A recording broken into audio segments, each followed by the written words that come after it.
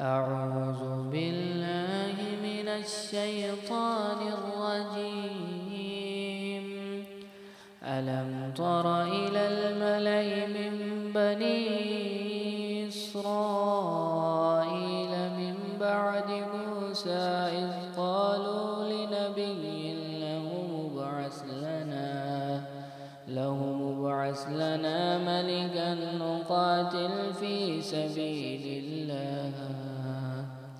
قال هل عسيتم إن كتب عليكم القتال ألا تقاتلوا؟ قالوا وما لنا ألا نقاتل في سبيل الله وقد أخرجنا من ديارنا وأبنائنا. فلما كتب عليهم القتال تولوا إلا قليلا منهم والله عليم بالظالمين. وقال لهم نبيهم إن الله قد بعث لكم طالوت ملكا. قالوا أنى يكون له الملك علينا ونحن أحق بالملك منه ولم يؤت سعة من المال.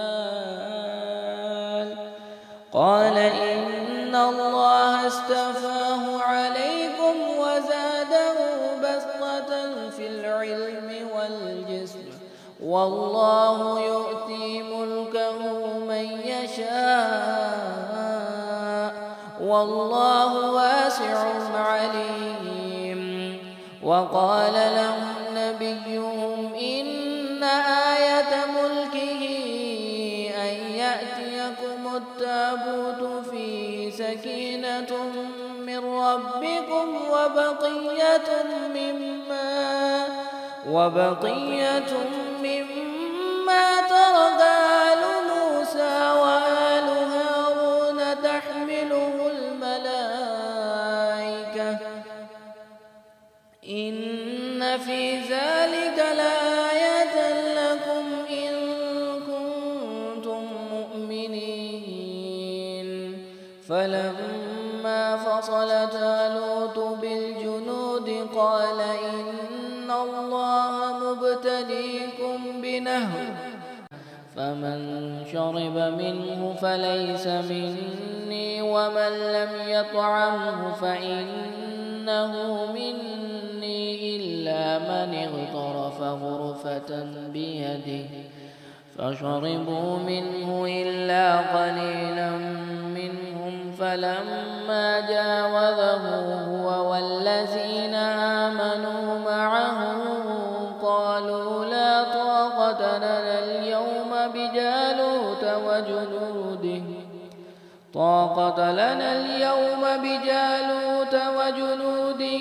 قال الذين يظنون أنهم ملاقو الله كم من فئة قليلة غلبت فئة كثيرة بإذن الله والله مع الصابرين.